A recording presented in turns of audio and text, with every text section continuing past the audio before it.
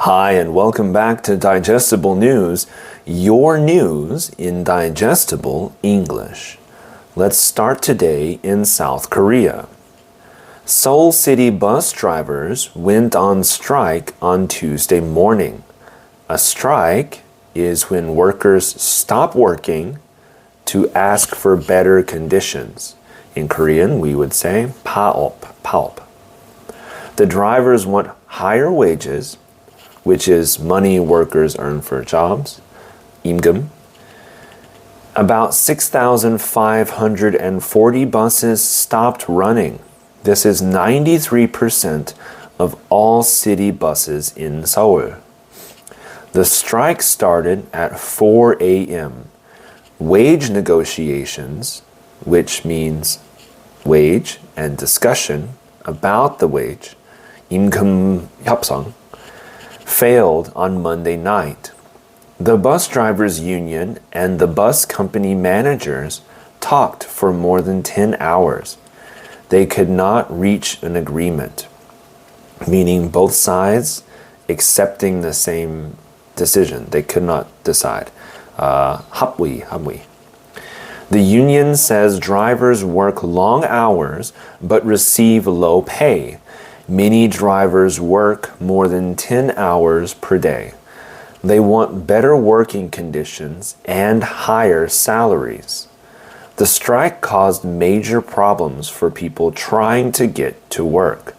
Commuters, 통근자, had to find other ways to travel. Many tried to take taxis. However, taxis were very hard to find during rush hour. 출퇴근 시간 is rush hour. Some people waited more than 30 minutes for a taxi. Others gave up and walked to subway stations. Subway trains were much more crowded than usual. The Seoul city government added 172 extra subway trains. They also made trains run later at night until 2 a.m. However, subways were still 20 to 30% more crowded than normal.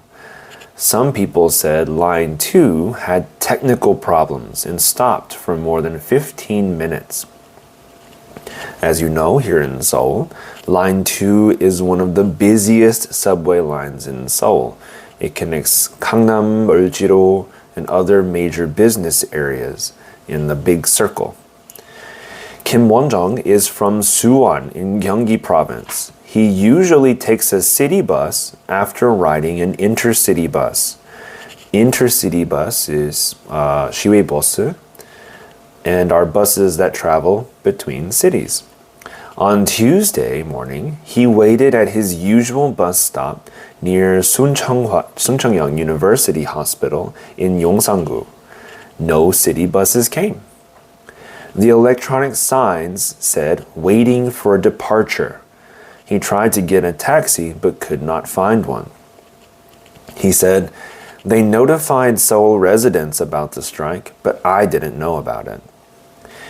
Lee Ju-yeon lives in eastern Seoul. She works near Onju Station in southern Seoul. She normally takes one subway and one bus. On Tuesday, she had to take 2 subway transfers. This is when you change from one train to another, or 환승. Her office is on a hill. She usually gets off the bus at a stop near her office. On Tuesday, she had to walk up the hill in icy weather. She said, "I'm already exhausted." The Seoul city government set up emergency shuttle buses, shuttle bus. These buses connected major subway stations with nearby areas. However, there were not enough shuttle buses. Many people waited a long time. District governments also tried to help. They added more shuttle buses in their areas. At one shuttle bus stop in Yongsan-gu, there were no signs or staff to help people. Even police officers nearby did not know where the buses were going. When a shuttle bus arrived, elderly people ran across icy streets to catch it. This was dangerous. The streets were slippery and people could easily fall. Some foreign tourists were also confused. They waited for a bus to Shinsa Station in Gangnam. A district official told them to take an intercity bus instead. However, that route required multiple transfers. The tourists looked very uncertain about what to do. Only intercity buses and village buses, the 마을버스, small buses that serve the local neighborhood, were running normally on Tuesday. Blue city buses, which form the main public transportation system, were all stopped. The union has not announced when the strike will end, so we will see what happens. Our second story stays here in Korea. South Korean President Lee Jae-myung arrived in Japan on Tuesday. He will meet with Japanese Prime Minister Sanae Takaichi for 2 days. The meeting is called a summit. This is 정상회담. They will meet in Nara, a city in western Japan. This is Lee's second visit to Japan as president. It is also his third meeting with Takaichi. The timing is important. Lee met with Chinese President Xi Jinping in Beijing last week. Now he is meeting with Japan's leader. This is difficult because China and Japan have serious problems with each other right now. In November, Prime Minister Takaichi made comments about Taiwan, as I'm sure you've heard. She said if China attacks Taiwan, Japan might need to respond. China was very angry about this. China says Taiwan belongs to China. Taiwan governs itself. However, China says Taiwan is part of China. The two leaders will discuss several topics. One important issue is South Korea joining a trade group called the CPTPP. A trade group is 무역 협정. It is an organization where countries agree to buy and sell goods. They have lower taxes and fewer restrictions. 12 countries in the Asia-Pacific region are members. Japan leads this partnership. South Korea wants to join. Japan's support is very important. However, Japan wants South Korea to do something first. South Korea banned seafood imports from 8 areas of Japan in 2013. South Korea made this ban because of safety concerns or safety worries. In 2011, there was a nuclear accident in Fukushima. Many Koreans worry about eating Japanese seafood because of possible contamination, 오염. President Lee said lifting the ban, 금지 해제, which means ending a rule or stopping something, will take time. He said the government must address public concerns first. However, he knows this issue is important for joining the CPTPP. The two leaders will also discuss historical issues. Japan ruled Korea from 1910 to 1945. One specific topic is the Chosei coal mine disaster, which is the Cheonan. It's a terrible disaster.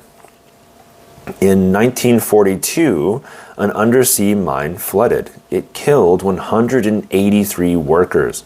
Among them were 136 Korean workers who were forced to work there against their will. Japan never brought back their bodies.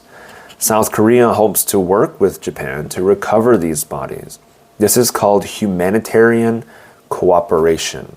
인도적 협력. It means helping people in ways that show respect for human life. This approach focuses on the victims' families rather than arguing about who is responsible. On Wednesday, the two leaders will visit Horyuji Temple together.